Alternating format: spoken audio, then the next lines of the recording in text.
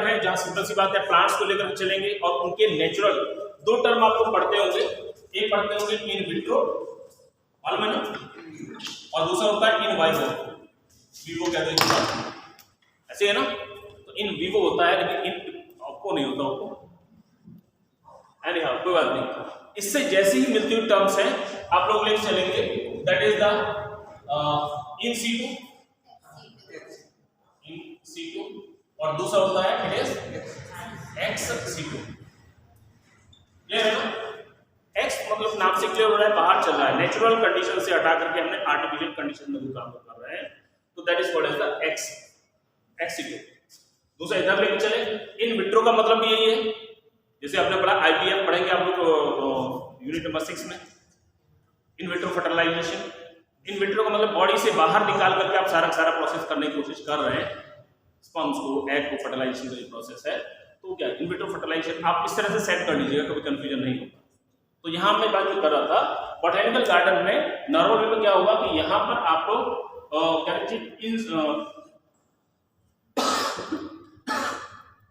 In situ conservation लेके चलेंगे, मोटी चीज आती है। दुनिया का सबसे बड़ा बोटेनिकल गार्डन, यस, हाँ,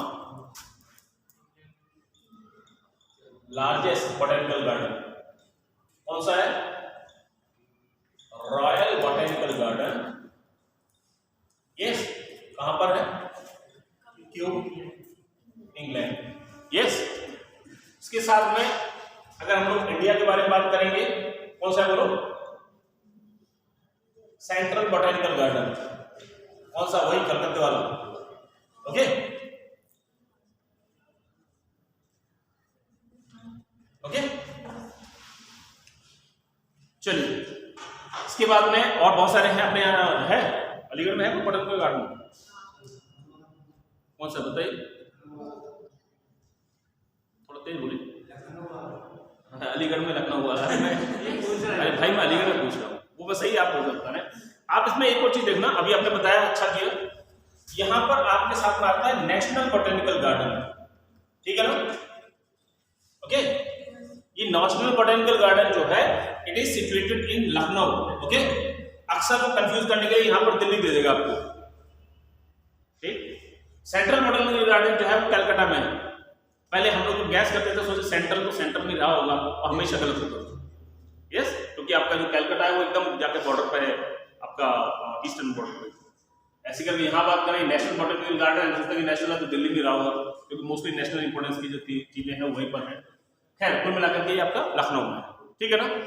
यहाँ याद रखिएगा, देखिए ब्रिटिश गवर्नमेंट में आपको कल भी बताया था कि ब्रिटिश गवर्नमेंट ने बॉटनी के फील्ड में या जूलॉजी के फील्ड में काफी काम किया। आपसे अगर पूछा जाएगा कि the flora of the British India एक बुक है, उसके लेखक मतलब राइटर कौन है? William Rosberg. William Rosberg is the author of flora of the British India, या खाली फ्लोरा ऑफ इंडिया करके पूछेगा, यस।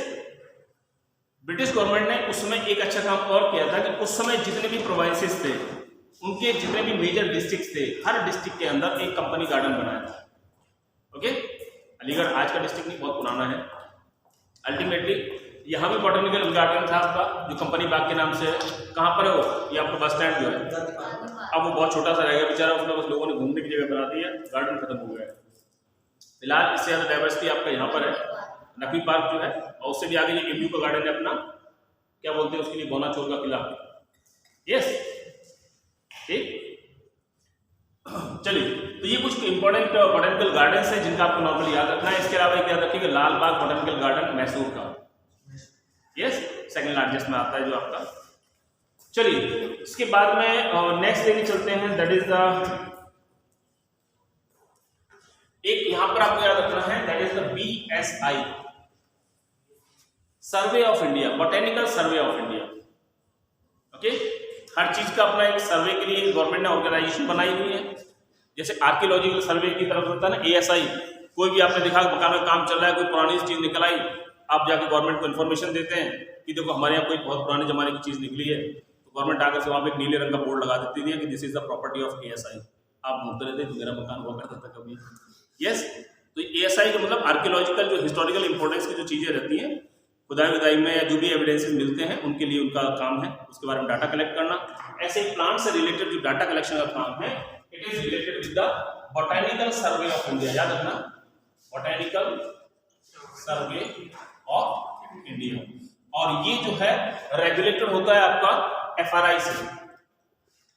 FRI इसका नया नाम जो है अब है IGFRI, मतलब Indira Gandhi forest research institute. क्या है? Forest research institute. कहां पर है? ये देहरादून। ओके, पहले हमारे था उत्तरांचल वालों ने लिया, ठीक है। FRI जो फॉरेस्ट रिसर्च इंस्टीट्यूट है। अभी आपके पास में जैसे आगे स्कोप बनता है, सिविल सर्विसेज के बारे में जानते हैं आप लोग, IAS वगैरह जो है, बस ये आप लोग खाली IAS तक लग जाते हैं। उसके अलावा बहुत सारे कैंची फील्ड्स होते हैं, जैसे पुलिस सर्विसेज है या कुछ और भी है। आप लोगों के लिए एक स्पेशल फील्ड होता है that is called IFS, Indian forest services. उसके एग्जाम भी अलग अलग होते हैं, इन सबसे कोई लेना देना नहीं है। उसमें केवल और केवल साइंस वाले स्टूडेंट्स ही बैठ सकते हैं, यानी उसके जो सब्जेक्ट्स होंगे हिस्ट्री कोई नहीं पूछेगा उसमें आपसे। उसमें आप बॉटनी में से ले लीजिएगा, जोलॉजी ले लीजिएगा, माइक्रोबायोलॉजी ले लीजिएगा, ओके, और केमिस्ट्री ले सकते हैं, इंजीनियरिंग के सब्जेक्ट ले सकते हैं, लेकिन आर्ट्स का कोई भी सब्जेक्ट उसके अंदर नॉर्मली नहीं होता। ओके, तो आपके लिए एक अच्छा ऑप्शन वहां भी तैयार है, तैयारी जम के रखिएगा। आगे लेके चलते हैं। हमें बताया था आपको FRI जो है इसी के साथ में फॉरेस्ट इंस्टीट्यूट है और IFS की जो ट्रेनिंग रहती है मसूरी के बाद में वहीं पे कराई जाती है, ठीक। ओके, चलिए, और कोई खास बात नहीं है इसमें। जैसे न्योर बॉटेनिकल गार्डन है, मैं आपको बताया था अभी आपको दार्जिलिंग में है, ठीक। नेशनल बॉटेनिकल गार्डन आप समझ लीजिए लखनऊ में है, लालबाग बेंगलोर में है। बाकी एक मेरे सहारनपुर का बॉटेनिकल गार्डन है, वो भी आपका कंपनी गार्डन है, जो नॉर्मली वहाँ पर अभी तक उन्होंने एस्टैब्लिश किया हुआ है। बाकी अलग अलग डिस्ट्रिक्ट के कंपनी गार्डन आबादी में आने की वजह से खराब हो गए। यस, सहारनपुर वाला अभी भी जो है कंजर्व किया हुआ है, ठीक। चलिए, उसके बाद में फटाफट आते हैं अगले टॉपिक पर। हर्बेरियम। हर्बेरियम नाम से क्लियर हो रहा है आपको, हर्ब यानी कि यहां पर हर्ब से मतलब है शाक पत्तियों से मतलब है। अब उसको जिस चीज को हम लोग लाइवली प्रिजर्व नहीं कर सकते, अच्छा यहां समझ लें, यहाँ प्रिजर्वेशन से कोई मतलब नहीं है, यहाँ पर लाइव स्पेसिमेन को ग्रो करना है आपने, प्लांट वगैरह जो भी है, यहाँ पर उसके पार्ट्स को आपने प्रिजर्व करके रखना है over the paper sheet, and these paper sheets are called as herbarium sheet. बहुत जरूरी सवाल इसका साइज को लेकर के आता है, ठीक है ना। तो the size of herbarium sheet, में शायद आपको कराया होगा किसी टीचर ने, प्लांट पढ़कर इकट्ठा ले आते हैं, हम लोग दुकान से बनी बनाई खरीद लेते हैं यहाँ से, अच्छे से ऐसे करते हैं, हाँ। लेकिन नॉर्मली प्लांट्स वगैरह जो है कलेक्ट करनी चाहिए, कम से कम आप पहचानना सीख जाए कि गेहूं अलग है और जौ अलग होता है, ठीक है ना। उसका पर्पज यही होता है कि जिन चीज़ों को हम लोग लगातार पढ़ते आ रहे हैं वो प्रैक्टिकली समझ तो पाएं कि है क्या चीज़, ठीक है।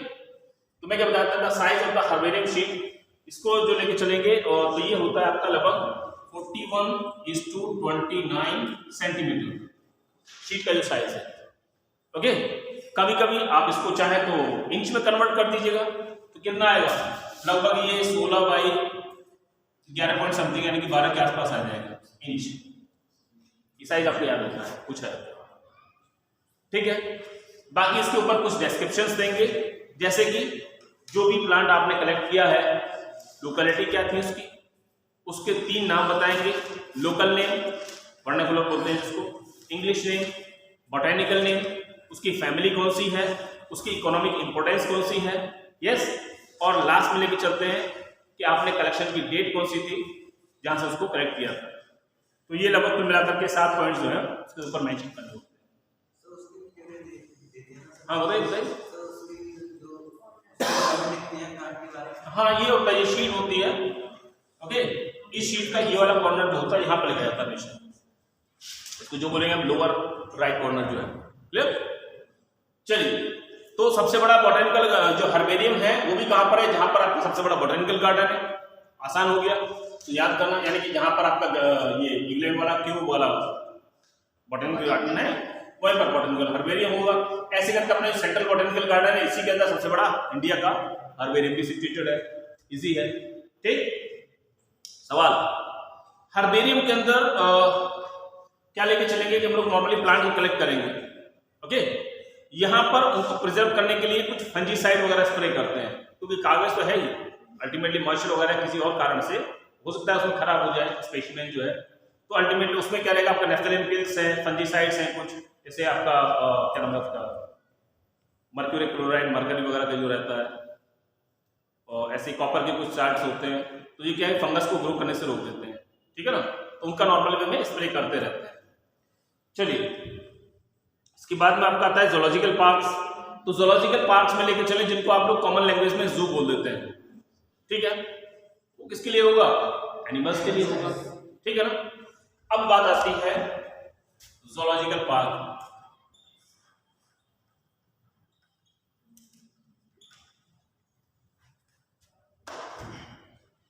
बहुत सारे जूलॉजिकल पार्क आपको लेकर चलने हैं, जिनको आजकल नेशनल पार्क बोलने लगे, ठीक है ना। नेशनल पार्क के अंदर प्लांट और एनिमल्स दोनों के हिसाब का प्रिजर्वेशन रहता है, और वो भी उनके नेचुरल हैबिटेट के अंदर। अभी फिलहाल तो यहाँ पर हम लोग ज़्यादा नहीं डिस्कस करेंगे, बाकी नेशनल पार्क आपको याद करने पड़ेंगे लास्ट वाले टॉपिक पे, अभी से यहाँ पे लिखना शुरू कर दीजिएगा। यानी कि अपने यूपी में कौन कौन से स्पेसिफिक कुछ नेशनल पार्क को एनिमल स्पेसिफिक बना दिया गया, जैसे काजीरंगा, जो अपना काजीरंगा नेशनल पार्क है आसाम में, वो किसके लिए, 2 हॉर्न रेनो के लिए, यस। ऐसे आपका यहाँ पे गिर फॉरेस्ट जो है वो किसके लिए है, एशियाटिक लॉयन के लिए, ठीक। हाँ हाँ, बोले टाइगर से कौन सा वाला, बहुत सारे टाइगर रिजर्व है। टाइगर रिजर्व तो इसलिए बनाने पड़ गए क्योंकि हमारा नेशनल एनिमल है और वो खत्म हो रहा है, इसीलिए गवर्नमेंट को प्रोजेक्ट टाइगर एक लॉन्च किया था शायद 84 में, और उस प्रोजेक्ट टाइगर के तहत बहुत सारे जो है कहना चाहिए कि टाइगर पार्क बनाने लगे। नहीं बिल्कुल मैं बोलता है स्पेसिफिक जो ऐसे रहते हैं एशियाटिक लॉयन के लिए, और कोई नहीं है, केवल गिर फॉरेस्ट वाला है, ये इंपॉर्टेंट हो गया। बाकी हम लोग बात करें जैसे अपने यहाँ पर अब तो यूपी में ये लखीमपुर वाला बचा हुआ है, क्या नाम है इसका, लखीमपुर खीरी में जो है पहले हमारे यहाँ जो हुआ करता था अपने यूपी में, राजा जी नेशनल पार्क जो आपका देहरादून और पौड़ी गढ़वाल वाला जो पूरा क्षेत्र है उसको मिला करके था, वो इस प्रोजेक्ट टाइगर के तहत था। इसके अलावा अपना आता था जिम कॉर्बेट नेशनल पार्क, जिसमें गढ़वाल का कुमाऊं वाला क्षेत्र पूरा पूरा आता था, नैनीताल वाला जिम कॉर्बेट का, वो भी प्रोजेक्ट टाइगर के तहत बनाया गया था। अभी मैं बात कर रहा हूँ यूपी में केवल एक नेशनल वो बचा हुआ है, Dudhwa national park. Dudhwa national park Lakhimpur Kheri में जो है वो भी प्रोजेक्ट टाइगर के तहत है। तो टाइगर के ऊपर तो बहुत है, क्लियर। बाकी अलग है, जैसे कान्हा है मध्य प्रदेश में, वो भी टाइगर के ऊपर ही, गिर फॉरेस्ट, ठीक है। और एकमात्र इंडिया में ऐसी जगह है जहां पर लॉयन मिलते हैं, वो लॉयन मतलब जिसकी आयाल माइन होती है बहुत बड़ी सी, बब्बर शेर बोलते हैं उसको, छोड़िए। तो जूलॉजिकल पार्क्स हो गए आपके। इसके बाद में आपका कुछ फ्लोरा है, आप लोग चाहें तो नोट कर लीजिएगा, the flora of the British India, पढ़ा लेंगे।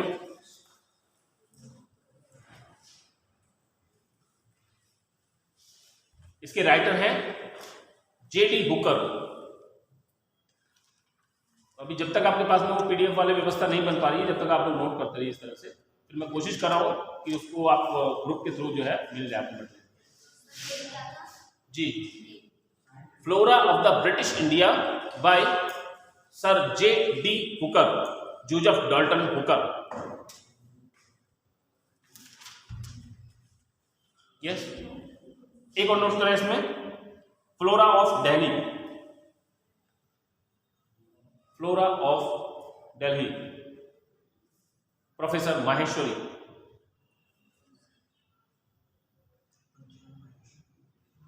पंच माहेश्वरी नहीं है, लेकिन आजकल का पंच माहेश्वरी तो एम्ब्रियोलॉजी में काम है सारा उनका, ठीक है ना। Father of embryology in India बोलते हैं उनको, P माहेश्वरी। ये दूसरे माहेश्वरी J.K. माहेश्वरी। नेक्स्ट लीजिएगा, लिखिए फ्लोरा ऑफ इंडिया, मैं आपको बताया भी था William Roxburgh, flora of India by William Roxburgh.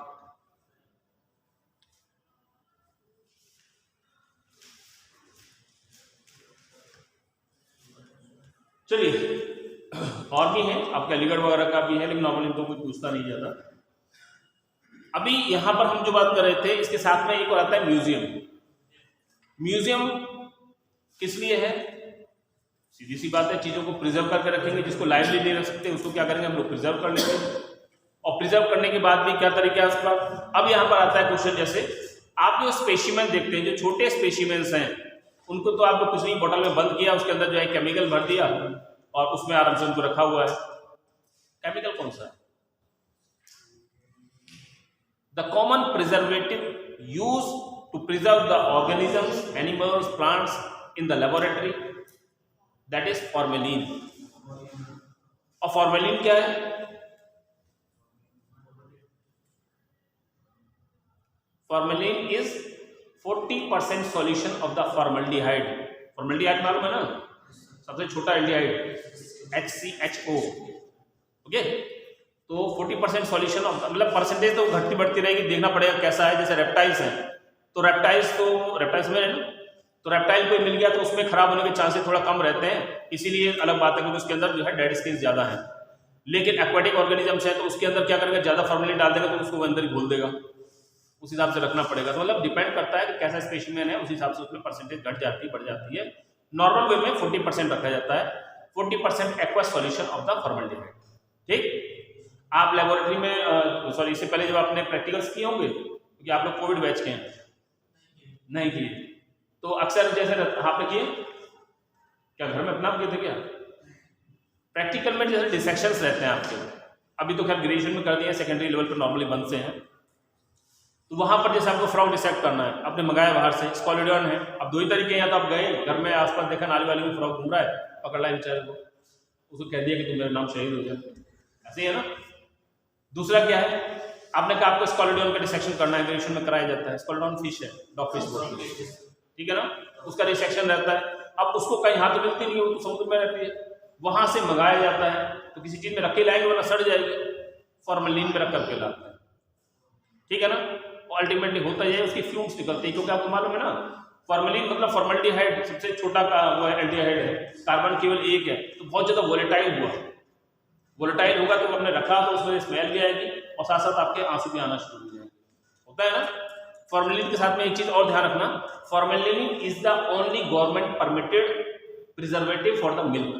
ये दूध जो आप लेके जाते हैं से दिल्ली लेके जा रहे हैं, वो खराब ना हो तो उसके अंदर क्या है, बहुत थोड़ा सा फॉर्मेलिन डाल देते हैं, गवर्नमेंट की तरफ से ऑथराइज है। ये क्वेश्चन आया था एक बार, क्लियर। चलिए खैर छोड़िएगा, आगे पहुंचते हैं फटाफट, ये सब छोड़िए, फटाफट आते हैं अपने मतलब की चीज पर, बायोलॉजिकल क्लासिफिकेशन।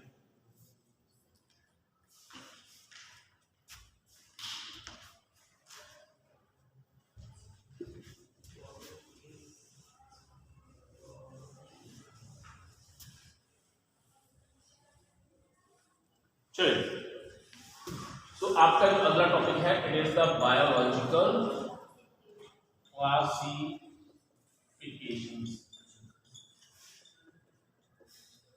ओके,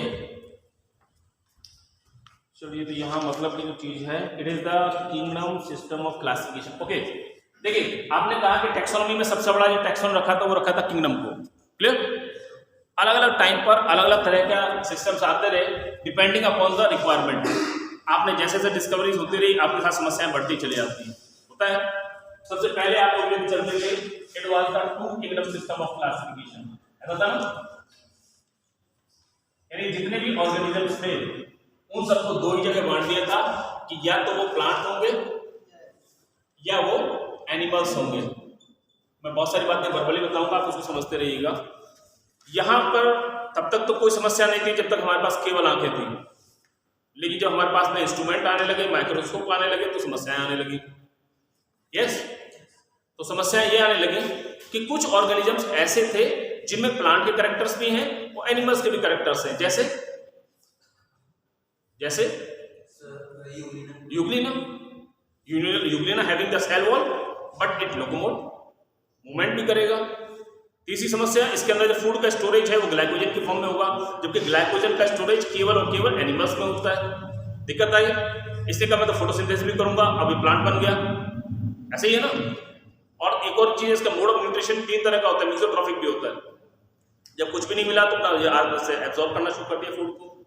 तो मतलब मेरे कहने का कि इसके अंदर कई सारे कैरेक्टरिस्टिक्स थे। आई स्पॉट मिलता है इसमें, फोटो सेंसिटिव आई स्पॉट, एनिमल्स का कैरेक्टर है, प्लांट्स का कोई मतलब ही नहीं है।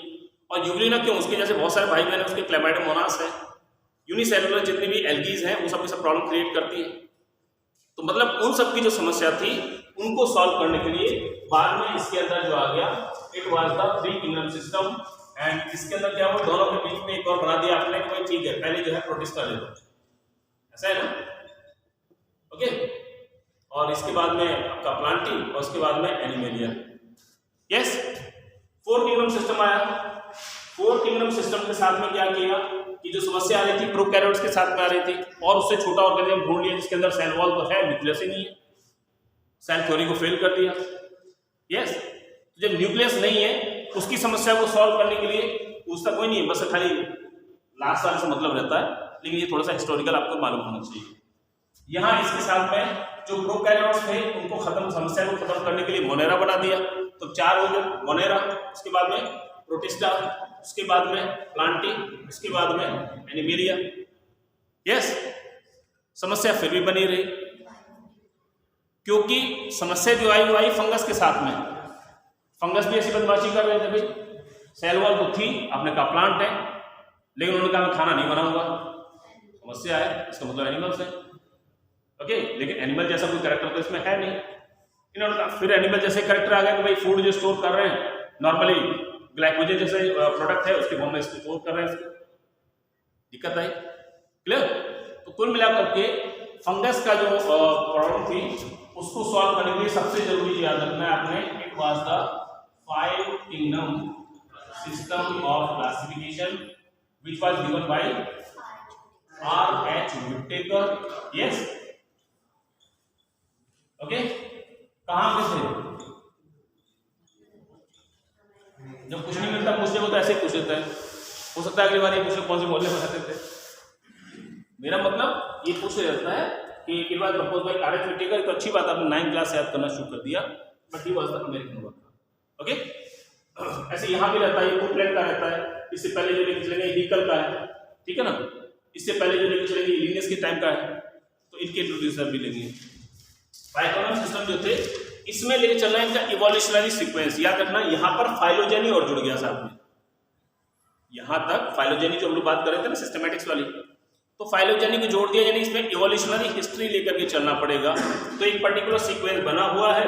आपने कहा कि भाई सबसे पहले दुनिया में कुछ नहीं था, मोनेरन्स थे। यस, मोनेरा के बाद में जितने भी हुए प्रोटिस्टा डेवलप हो गए, ओके। प्रोटिस्टा के बाद में पहले क्या डेवलप हुए होंगे, पहले अब उस डायग्राम को ध्यान से देखना, प्लांटी डेवलप रहे, उसके थोड़ा सा बाद में आपने कहा कि फंगा डेवलप हुए होंगे, और फिर उसके बाद में सबसे लास्ट में एनिमेलिया डेवलप रहा होगा। ये डायग्राम आपने देखा होगा अक्सर, बस इसको थोड़ा सीरियसली देखना इस बार में।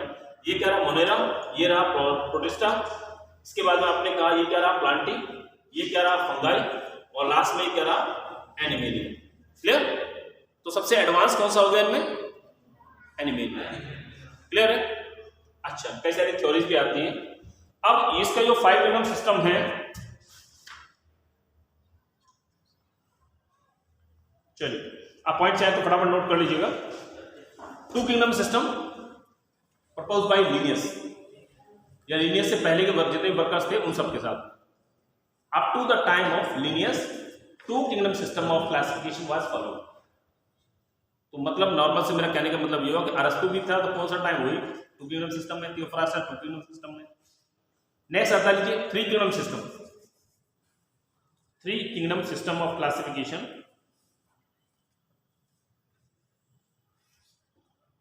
Third kingdom Protista propose by Haeckel, Ernst Haeckel. Yes, वैसे प्रोटिस्टा को प्रोटोस्टा करके भी लिखा था उन्होंने, फिर बाद में उसको करेक्शन कर दिया, लेकिन इतना से कोई खास मतलब नहीं है। पर प्रोटिस्टा किसने दिया, हिकल ने दिया। या कभी कभी ऐसा पूछा था term Protista was given by Ernst Haeckel, okay. इसके बाद में नेक्स्ट लीजिएगा 4 किंगडम सिस्टम में मोनेरा,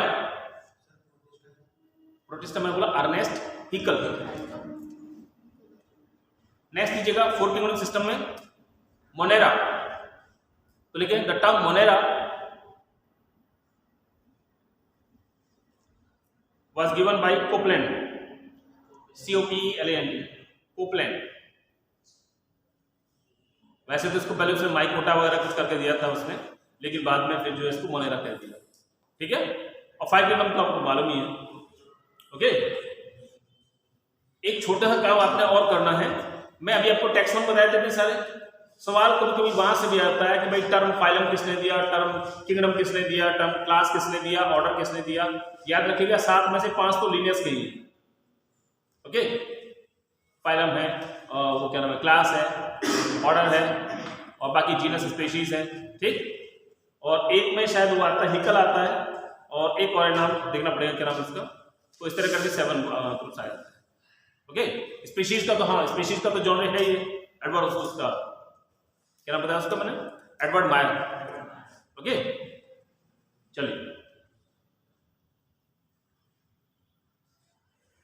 अब यहां पर एक छोटी सी और लेके चलना है।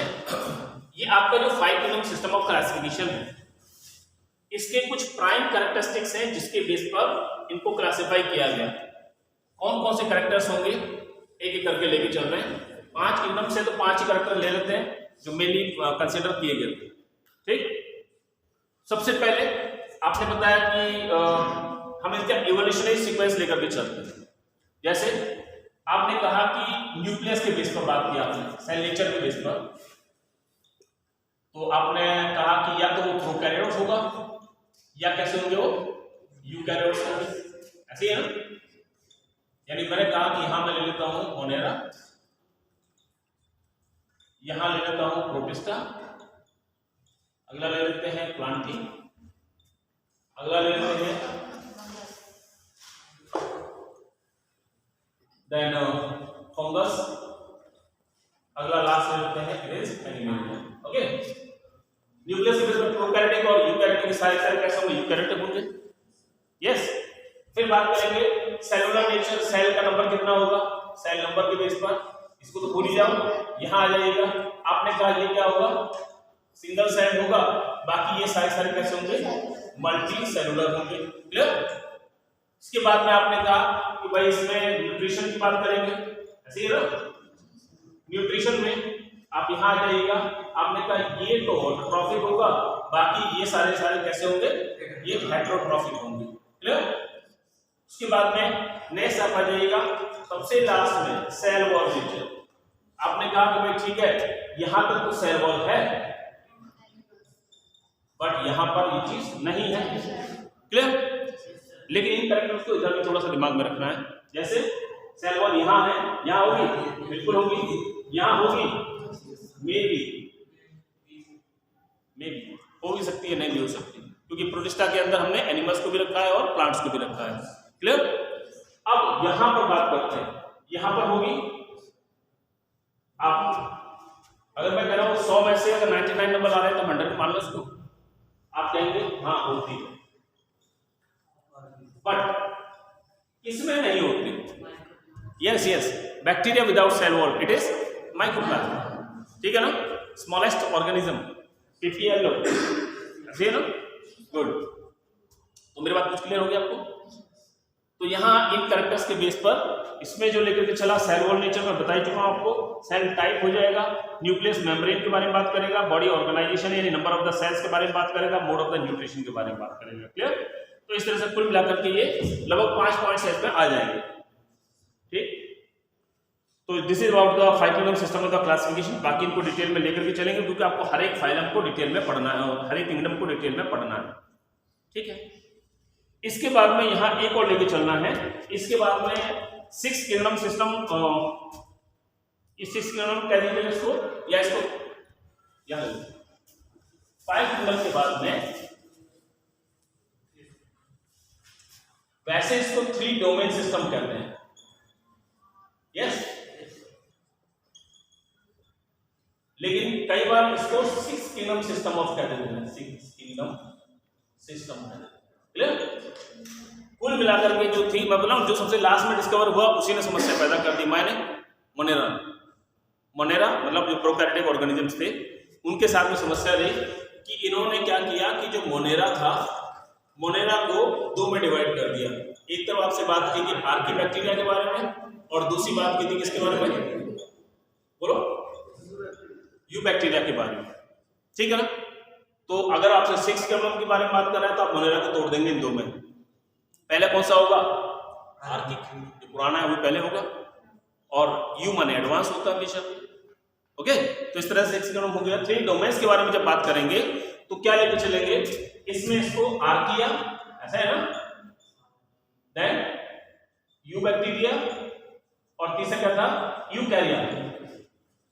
यूकैरिया का मतलब, कैरियन का मतलब क्या होता है, यस, कैरियन का मतलब न्यूक्लियस से होता है, क्लियर। तो न्यूक्लियस कैरियन से मतलब हो गया, तो अल्टीमेटली यहां पर क्या हुआ, यूकैरियोटिक हो गया। ओके, तो 3 डोमेन्स। यहां पर एक नाम याद रखिएगा, क्या नाम है उसका, कार्ल रूज। कार्ल ये वाला कार्ल था कि, और चलो ये होगा, कोई दिक्कत नहीं, ठीक है ना, इट वाज रूज, क्लियर। अरे जो रहा हो, मैं बोलता हूँ अच्छी बात हमें लिखना नहीं है, ठीक है ना। कार्ल रूज का जो क्लासिफिकेशन है उसमें क्या है, 6 डोमेन, क्या नाम है, 6 किंगडम या 3 डोमेन सिस्टम के नाम से भी जानते हैं, ठीक है। चलिए नेक्स्ट लेके चलते हैं, अब एक एक करके आपका किंगडम्स हैं। इससे पहले मैं कुछ और लेके चलूंगा, क्योंकि हम लोग को क्लासिफिकेशन लेना है। ओके, यहां पर 2 बात बताएंगे आपको, मेनली फोकस करना है क्लासिफिकेशन ऑफ द एनिमल्स, ठीक है, क्योंकि आपको डिटेल में लेके चलना है। एक वर्कर याद रखना, स्टोरर एंड यूसिंगर, ओके। तो स्टोरर एंड यूसिंगर ने एक बुक है इनकी, the general zoology.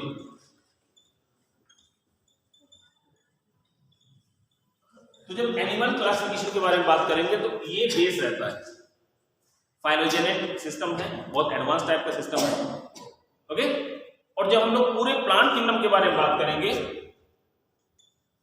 Plant kingdom मतलब 2 किंगडम वाला बता रहा हूं, प्लांट किंगडम वहां पर लेके चलेंगे according to Ostwald and Tippo. Yes, Ostwald and Tippo ने प्लांट्स को, पूरा प्लांट किंगडम को, यानी स्टार्टिंग फ्रॉम द बैक्टीरिया यानी कि मोनेरा, पुराने 2 किंगडम सिस्टम में बात कर रहे हैं ना, तो 2 किंगडम सिस्टम का अकॉर्डिंग ओस्टवाल्ड एंड टिप्पो ने मोनेरा से लेकर के प्लांटी तक जितने भी ऑर्गेनिजम्स थे उन सबको क्लासिफाई किया। तो इंडिया में नॉर्मल वे में इन्हीं को फॉलो ज्यादा करते हैं, ठीक है ना, इसको डिटेल में अलग से लेंगे। पहले यहाँ पर मैं एक छोटा सा पॉइंट खत्म कर लेता हूँ। अभी सिस्टम ऑफ क्लासिफिकेशन है, इनको हम लोग 3 कैटेगरी में डिवाइड करते हैं। एक that is called as the artificial system, yes. Second one it is called as the natural system of classification. Third one it is called as the phylogenic system of classification, yes. Artificial system, that particular system which is based over a single character or very few characters, single or few characters, okay। यहां पर पुराने जितने भी systems हैं, चाहे वो Aristotle का रहा हो, अभी बहुत ज्यादा डिटेल में यहां नहीं पढ़ना, अरिस्टोटल जिसने ब्लड ग्रुप के बेस पर 2 ग्रुप में डिवाइड कर दिया था, एनीमिया और इनीमिया में, ऐसे है ना, ब्लड का कलर रेड है कि नहीं है, ब्लड ग्रुप नहीं, सॉरी ब्लड कलर के बेस पर। चाहे वो थियोफ्रास्टस का सिस्टम रहा हो, जिसने कुल मिलाकर के प्लांट्स को क्लासिफाई किया, किसके बेस पर, उनकी हाइट के बेस पर, herb, shrub, undershrub and the trees. चाहे वो लीनियस का सिस्टम रहा, बहुत इंपॉर्टेंट पूछा था लीनियस सिस्टम, ओके। लीनियस का जो सिस्टम था, इसको हम लोग कहते हैं artificial, sorry numerical system of classification. क्या बोलते हैं, numerical system of classification, because of what it was based on the number of the stamens, number of stamen in flower, yes। Flower के अंदर कितने स्टेमन्स हैं, कुल मिलाकर के इन्होंने इसको 24 क्लासेस में डिवाइड किया था, जिसमें 23 क्लासेस फ्लावरिंग प्लांट्स की थी और एक क्लास जो थी वो किसकी थी, नॉन फ्लावरिंग प्लांट्स की थी, यस। बेस क्या रहा, सिंपल वे में नंबर ऑफ द स्टेमन्स ले लिया, अगर एक स्टेमन है मोनोएंड्रिया, 2 है डाइएंड्रिया, ट्राइएंड्रिया, टेट्राएंड्रिया, पेंटाएंड्रिया एंड सो ऑन चलते चलेंगे, ओके। आइकोसेंड्रिया 19 तक चलेगा, उसके बाद में आइकोसेंड्रिया, डोडिकेंड्रिया छोड़िएगा, बस ये याद रखिएगा कि हाँ, इसको न्यूमेरिकल सिस्टम कहते हैं। इसका जो बेस था वो क्या था, number of stems in the flower था। कुल मिलाकर के इसने 24 क्लासेस में डिवाइड किया था। 23 क्लासेस फ्लावरिंग प्लांट्स की थी और एक जो थी नॉन फ्लावरिंग प्लांट्स की थी। क्लियर है ना? इसको हम लोग आर्टिफिशियल सिस्टम कहते हैं। अब आता है नेचुरल सिस्टम। नेचुरल सिस्टम जो होगा it will be based on the many characters, बहुत सारे कैरेक्टर्स के ऊपर बेस्ड होगा। यस, बट उनके बीच में कहीं भी फाइलोजेनी नहीं होगा। यस, इवोल्यूशनरी रिलेशनशिप से कोई लेना देना नहीं होगा। ओके, बहुत इंपॉर्टेंट। इसके अंदर जो पूछा जाता है सर बेंथम एंड हुकर का जो सिस्टम है of classification of the plants, okay, best example है इसका। ये जरूरी क्यों है? मैं भी आपको बताया भी था कि फ्लोरा ऑफ ब्रिटिश इंडिया कौन था राइटर? JD Hooker. देखा था भी आपने, अभी नोट किया था ना? तो ये मैं जो बात कर रहा हूं ये हुकर, ये वही वाला हुकर है। बेंथम एंड हुकर 97,204 प्लांट्स को स्टडी किया इंडिया के। इंडिया मतलब इंडिया कंट्री नहीं, India subcontinent, subcontinent जिसके अंदर आपका ये पाकिस्तान, बांग्लादेश, श्रीलंका, नेपाल, ओके, और some part of the China, ये सारी चीजें आती थी। उस समय ब्रिटिश के अंडर में था, तो उस पूरे इलाके को मिलाकर वो लोग इंडिया कहते थे। तो वहां के कुल मिलाकर के इतने प्लांट्स का स्टडी अकेले आदमी ने, मतलब अपना जो ग्रुप था उन लोगों ने किया। और यहाँ पर बात की थी जॉर्ज बेंथम के बारे में। जॉर्ज बेंथम जो थे he was the curator of the national botanical garden Q, दूसरे क्रम है जो आपका royal botanical garden Q England है, तो वहां के वो क्यूरेटर हुआ करते थे। अच्छी बात है, उन्होंने सारे प्लांट्स के सैंपल्स को ले जाकर के वहां पर ग्रो किया। आज भी इंडिजिनस कई सारे प्लांट्स वहां पर ग्रो कर रहे हैं। कहां पर? क्यू वाले प्लांट्स में, बॉटेनिकल गार्डन में। ओके, जो उनकी ट्यूनिंग अच्छी थी तो इन्होंने जो है, अच्छी बात है, हमारा फायदा कर दिया कि हमारे बहुत सारे प्लांट्स को इन्होंने स्टडी किया। ओके, चलिए, तो नेचुरल सिस्टम का केवल एक एग्जांपल याद रखना है आपको, कौन सा? Bentham and Hooker. अब बात करते हैं फाइलोजेनिक सिस्टम। फाइलोजेनिक सिस्टम में क्या करना है? यहां पर हम लोग क्या देंगे कि we will study many characters plus phylogeny. Okay, ये सब बात है, ठीक है। अच्छा, बेंथम हुकर का सिस्टम भी मैं अलग से बताऊंगा क्योंकि अभी इतना टाइम नहीं है, थोड़ा बड़ा है वो। तो मेरा मतलब ये वो कहने का कि इन्होंने फाइलोजेनी को फोकस करते हुए चले, जबकि इसने क्या है, फाइलोजेनी को ध्यान में नहीं रखा था। ठीक है ना? यहाँ इसने क्या किया था, मैं बहुत ब्रीफ में बता रहा हूँ कि इन्होंने जो प्लांट्स थे, यानी सीड बेयरिंग प्लांट्स, इसको फिनेरोगेम्स कहते हैं। अब इसको डिवाइड किया था, पहले डाइकोट कह दिया, फिर था बीच में रख दिया इन्होंने जिम्नोस्पर्म को, और फिर लास्ट में जो रख दिया किसको रखा? मोनोकोट को रखा। यस, तो इस कंडीशन में क्या है, फाइलोजेनी तो गड़बड़ हो गई। ये जो है ये कोई सीक्वेंस ही नहीं बना, ये दोनों एंजियोस्पर्म है, ये बीच में जिम्नोस्पर्म घुस गया आकर के, तो ये इसका बहुत बड़ा ड्रॉबैक था। और भी बहुत सारी कमियां थी, लेकिन हमें तो अच्छाइयों पर ध्यान देना है। लेकिन एग्जाम में पूछा जाता है इसका ड्रॉबैक क्या था, ये वाला ड्रॉबैक था इसका, इसी वजह से कहा कि फाइलोजेनिक नहीं बिल्कुल। यहाँ आते वापस, तो मैंने बताया यहाँ पर फाइलोजेनिक को ध्यान में रखेंगे कैरेक्टर्स के साथ में। अब इसके एग्जाम्पल्स क्या क्या आते हैं, जैसे एक तो आपका वही कौन, RH हुंटेकर, ठीक है ना, इसका एग्जाम्पल हो गया। इसके अलावा हम बात करेंगे, अभी मैं बात किया था आपसे एनिमल्स के लिए, स्टोरर एंड यूसिंगर। ओके, ओस्टवाल्ड एंड टिप्पो, ये याद रखनी जरूरी है। आर्मंड तख्ताजन, यस, और याद रखना है Engler and Prantl, Engler and Prantl, John Hutchinson. ये सारे सिस्टम जो हैं कैसे थे, फाइलोजेनिक टाइप के थे। ठीक है ना? बस समस्या कहां आती है, वो कहेगा which of the following is, मतलब the classification proposed by which of the following worker is not the phylogenic. तो इनमें से कौन सा नहीं था, अल्टीमेटली देखना पड़ेगा कि इनमें से कोई ना घुस जाए करके, बस ये। ठीक है ना? Okay, so from the next one we will start with the brief idea of the plant classification. उसके बाद में जानबूझ करके शुरू करूंगा, हालांकि सीबीएसई में, एनसीईआरटी में आपको ये नहीं दिया हुआ है, लेकिन मैं पहले इसको लिख लूंगा जिससे कि आपके सारे प्लांट के एक सीक्वेंस में करेंगे। ओके, इसके बाद हम लोग मोनेलाइजेशन शुरू करेंगे। ठीक है?